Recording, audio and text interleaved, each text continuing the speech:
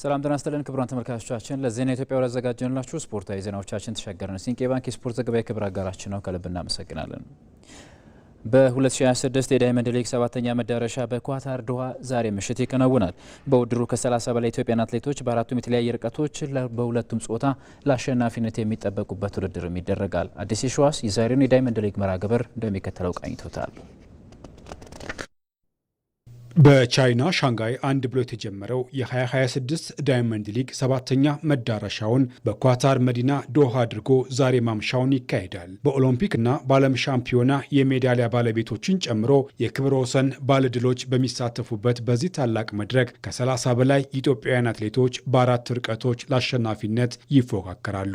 የ5000 ሜትር የሴቶች ውድድር ሙሉ በሙሉ በሚባል ደረጃ በኢትዮጵያውያን አትሌቶች መካከል የሚደረግ በመሆኑ በካሊፋ ስታዲየም የሚጠበቀው የአሸናፊነት ፉክክር ከወዲሁ የብዙዎችን ትኩረት ስቧል። የፈጣን ሰዓት ባለቤቷን ልቅና አምባውን ጨምሮ መዲና ኢሳ፣ ፋንታዬ በላይነህ እንዲሁም ማርታ ለማየሁ ለአሸናፊነት ቅድመ ግምት አግኝተዋል። በርቀቱ በአጠቃላይ 15 ኢትዮጵያውያን እንስቶች የሚሳተፉ ሲሆን አትሌት ልቅና አምባው በአሁኑ ሰዓት በ15 ነጥብ የዳይመንድ ሊግ የደረጃ ሰንጠረዡን በቀዳሚነት እየመራች ትገኛለች። ሀዊ አበራ፣ ውብርስት አስቻለ፣ አሳየች አየቸው፣ አይን አዲስ መብራቱ፣ ማስተዋል መሀባው፣ የኔዋ ንብረት፣ ለምለም ንብረትና መልክና ቱዱ ሌሎች ተሳታፊ አትሌቶች ናቸው።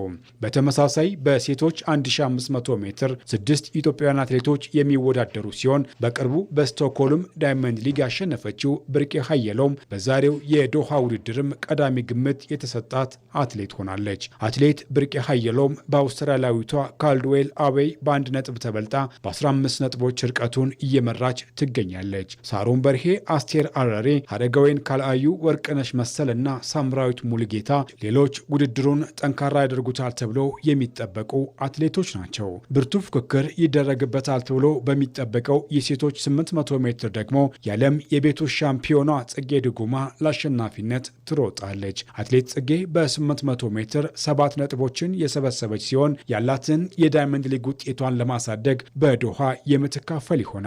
ንግስት ጌታቸው፣ ምስጋና ኃይሉና ሳይዳ ፀሐዬ በርቀቱ የሚካፈሉ ሌሎች አትሌቶች ናቸው። በወንዶች 3000 ሜትር መሰናክል 6 ኢትዮጵያውያን አትሌቶች የመሳተፍ እድሉን አግኝተዋል። ሳሙኤል ፍሬው፣ አብርሃም ስሜ፣ ኃይለማርያም አማረ፣ ሳሙኤል ድጉና፣ ኢሳ ግርማና ዘካሪያስ ግርማ ከሞሮካዊው የዓለምና የኦሎምፒክ ሻምፒዮን ሶፊያን ኤልባካሊ ጋር ለአሸናፊነት ይሮጣሉ። ባሳለፍነው ዓመት ሶፊያን ኤልባካሊን ያሸነፈው ሳሙኤል ፍሬው ያንን ታሪኩን ለመድገም በዶሃው የካሊፋ ስታዲየም ይሮጣል። የዘንድሮው የዶሃ ዳይመንድ ሊግ የዓለም ኮከቦች ብርቱ ፉክክር የሚያደርጉበት መድረክ እንደሚሆን የሚጠበቅ ሲሆን ኢትዮጵያውያን ከሚሳተፉባቸው የረዥምና የመካከለኛ ርቀት ውድድሮች በተጨማሪ በአጭር ርቀት ሩጫዎችም እንዲሁም በተለያዩ የሜዳ ላይ ተግባራት ውድድሮች ይካሄዳሉ።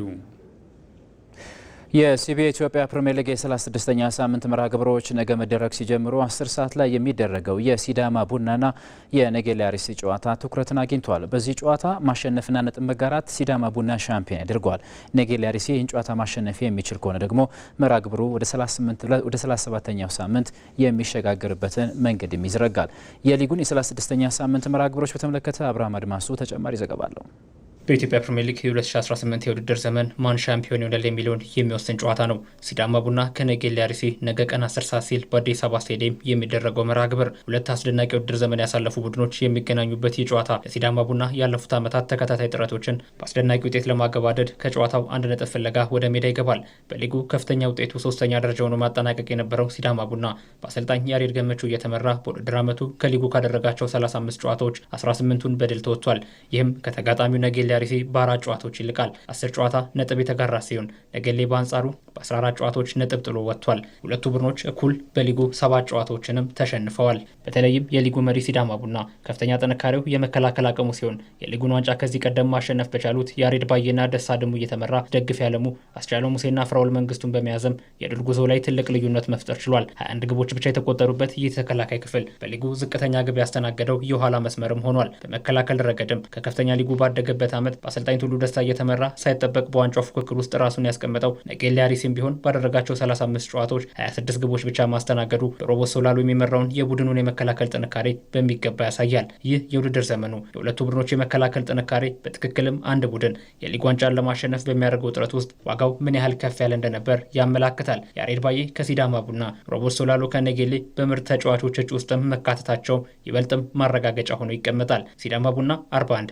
ነጌሌ አርሲ ደግሞ 34 ግቦችን ያስቆጠሩ ሲሆን ከምንም በላይ የሁለቱም ከፍተኛ የማጥቃት መነሻ ከመስመር አጥቂዎቹ መሆኑ የሁለቱም ቡድኖች የበለጠ የማጥቃት አቅም ጎልቶ የሚያሳይ ነበር። ብርሃኑ በቀለና መስፍን ታፈሰ በሲዳማ ከአቤል ያለው ጋር የነበራቸው ጥምረት በሊጉ አስፈሪውን የማጥቃት አቅም ሳይታክቱ ሜዳ ላይ ከሚፋለሙት ዮሴፍ ሬድዋንና ፍቅረ ኢየሱስ ጋር የነበራቸው ጥምረትም ለያሬድ ገመቹ ቡድን ዋጋው ከፍ ያለ ነው። አሰልጣኝ ቱሉ ደስታ ከወጣት አጥቂዎቻቸው ከፒብዙንና ሀቢብ ከማል ከሁለገቡ አሌንታ ማርቆስና ከቡድኑ ቁልፍ ተጫዋች ዳዊት ተፈራ በሚገባ የሚፈልጉትን ያገኙበት የውድድር ዓመትን አሳልፈዋል። በብዙ መልኩ የሚመሳሰሉት ሁለቱ ቡድኖች ወሳኝ ተጫዋቾቻቸውን በጉዳት ባጡባቸው አጋጣሚዎች ተከታታይ ሽንፈትና ነጥብ መጣሎች ያጋጠማቸው ሲሆን ከውጤት መጥፋት በኋላ የሚመለሱበት ፍጥነትና አቅምም የቡድኖቹን ጥንካሬ አጉልቶ ያሳያል። ከነገው ጨዋታ አንድ ነጥብ ፍለጋ ወደ ሜዳ የሚገባው ሲዳማ ቡና ሊጉን በ64 ነጥቦች ሲመራ ተጋጣሚው ነጌሌ አርሲ 56 ነጥቦችን በመያዝ ሁለተኛ ደረጃ ላይ ተቀምጦ የነገውን ጨዋታ ይጠባበቃል። የነገው መርሃ ግብር ሲዳማ ቡና ምንም እንኳን ከጨዋታው አንድ ነጥብ ማሳካት የሊጉ ሻምፒዮንነትን ቢያረጋግጥለትም ከተከታዩ ነጌሌ አርሲ ግን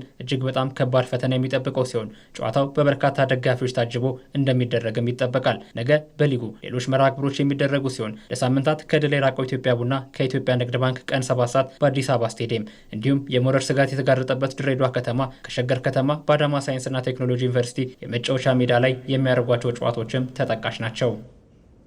ከውጭ በ23ኛው ዓለም ዋንጫ የምድብ ሁለተኛ ጨዋታዎች ትላንትናም ቀጥለው ሲደረጉ ከምድብ አንድ ሜክሲኮ ደቡብ ኮሪያን አሸንፋ ወደ ቀጣዩ ዙር ያለፈችበትን ውጤት አስመዝግባለች። ከዚሁ ምድብ የተደረገው የቼክ ሪፐብሊክና የደቡብ አፍሪካ ጨዋታ አንድ አቻ መጠናቀቁን ተከትሎ ሁለቱም ሀገራት ወደ ቀጣዩ ዙር የማለፍ ተስፋቸውን ያለመለሙበትን ውጤትም አስመዝግበዋል። መሰረት ተስፋዬ 23ኛውን የዓለም ዋንጫ በጣምራ ከሚያዘጋጁ ሀገራት መካከል አንዷ የሆነችው ሜክሲኮ በምድብ ሁለተኛ ዙር ጨዋታ ደቡብ ኮሪያን በማሸነፍ ከምድቡ ጥሎ ማለፉን የተቀላቀለች ቀዳሚ ሀገር ሆናለች። በበርካታ ደጋፊዎች ታጅቦ የተከናወነው ጨዋታ 1-0 ሲጠናቀቅ ሉዊስ ሮሞ ብቸኛውን የሜክሲኮ የማሸነፊያ ግብ በሁለተኛው የጨዋታ ክፍለ ጊዜ ከመረብ አሳርፏል። አንድ ቀሪ ጨዋታ እያላት ጥሎ ማለፉን መቀላቀሏን ያረጋገጠችው ሜክሲኮ በምድቡ የመጀመሪያ ጨዋታ ደቡብ አፍሪካን 2-0 ማሸነፏ ይታወሳል። ከ2018 የሩሲያ የዓለም ዋንጫ በኋላ ለመጀመሪያ ጊዜ በ23ኛው የዓለም ዋንጫ የተገናኙት ሁለቱ ሀገራት ጥሩ የሚባል የጨዋታ ፉክክርን አሳይተዋል። በአሰልጣኝ ሃቪየር አጉዌሪ እየተመራች በመድረኩ እየተሳተፈች የምትገኘው ሜክሲኮ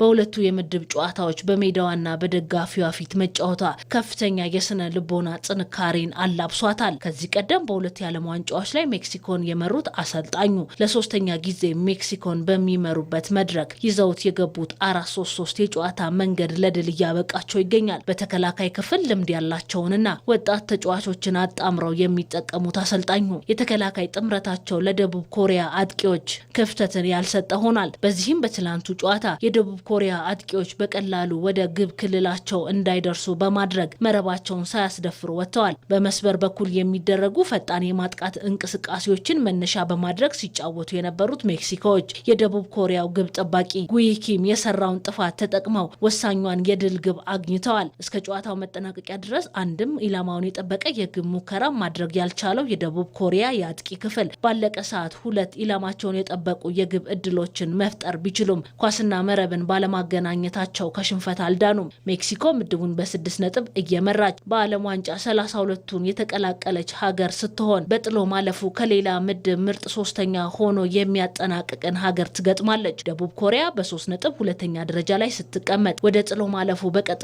ለመሻገር የምድብ ሶስተኛ ጨዋታዋን ማሸነፍ ይጠበቅባታል። በዚሁ ምድብ ትላንት በተደረገ ሌላ ጨዋታ ደቡብ አፍሪካ ከቼክ ሪፐብሊክ አንዳቻ ተለያይተው ከምድቡ የማለፍ ተስፋቸውን አለምልመዋል። በጨዋታው ሚሼል ለቼክ ሪፐብሊክ ገና ጨዋታው በጀመረ በ6ኛው ደቂቃ የመሪነት ግብ ቢያስቆጥርም ሞኮይና ደቡብ አፍሪካን አቻ ያደረገች ግብ በፍጹም ቅጣት ምት አስቆጥሮ ቡድኑን ታድጓል። በመክፈቻው ጨዋታ በሜክሲኮ 2-0 የተረቱት ባፋናዎቹ በሁለተኛው ዙር በመጀመሪያው የምድብ ጨዋታ ካሳዩት እንቅስቃሴ አንጻር የተሻለ ተንቀሳቅሰዋል። በተለይ ጥሩ በነበሩበት የጨዋታው ሁለተኛ አጋማሽ 62 በመቶ የኳስ ቁጥጥር ብልጫን ሲወስዱ 4 ኢላማቸውን የጠበቁ የግብ ሙከራዎችን ማድረግ ችለዋል። 2 የግብ ዕዳዎች ያሉባት ደቡብ አፍሪካ 1 ነጥብ ይዛ 4ኛ ደረጃ ላይ ተቀምጣለች። በ1 ነጥብና በ1 የግብ ዕዳ ሁለተኛ ደረጃ ላይ የተቀመጠችው ቼክ ሪፐብሊክ በምድቡ የመጨረሻ ጨዋታ አስተናጋጇን ሜክሲኮን ትገጥማለች።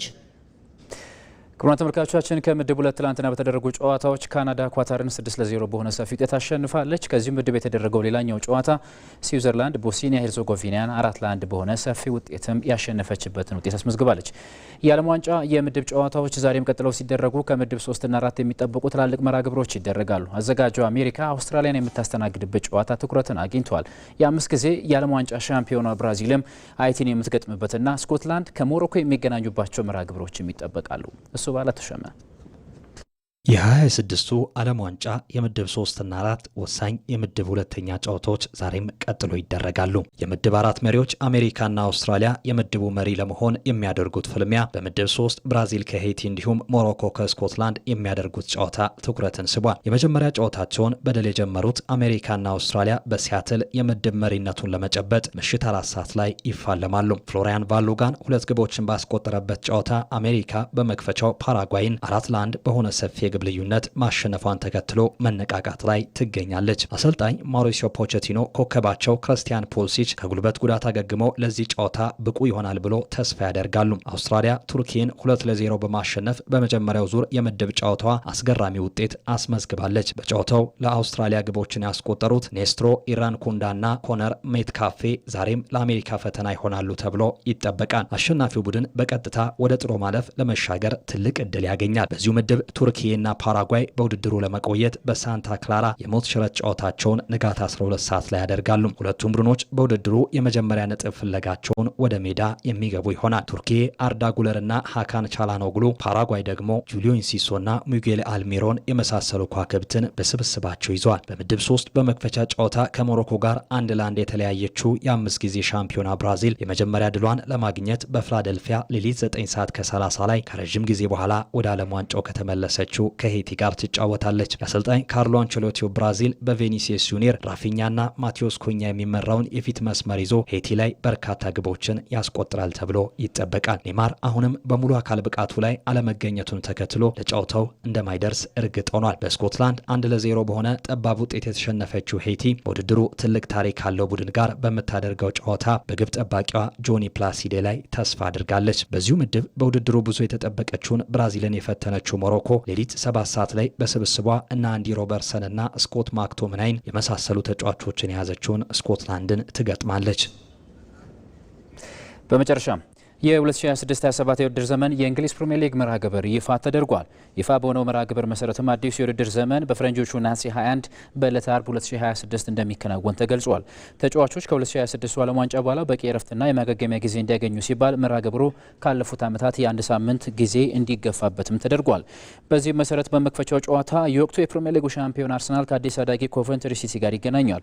ሃል ሲቲ ከማንቸስተር ዩናይትድ፣ ኤቨርተን ከክሪስታል ፓላስ፣ የኢፕስዊች ታውን ከሰንደርላንድ፣ ኖቲንጋም ፎረስት ከሊድስ ዩናይትድ፣ ብሬንትፎርድ ከቶተንሃም ሆትስፐር፣ ብራይተን ኤንድ ሆቭ አልቢዮን ከአስቶን ቪላ፣ ማንቸስተር ሲቲ ከበርንማውዝ፣ ሊቨርፑል ከኒውካስል ዩናይትድ እና ፉልሃም ከቼልሲ የሚገናኙባቸው ጨዋታዎች በመጀመሪያው ሳምንት የሚደረጉ መርሃ ግብሮች ናቸው። ክቡራን ተመልካቾቻችን ለዜና ኢትዮጵያ ያዘጋጀንላችሁ ስፖርታዊ ዜናዎቻችን በዚያ በቁ። በያላችሁበት መልካም ቀን ይሁንላችሁ።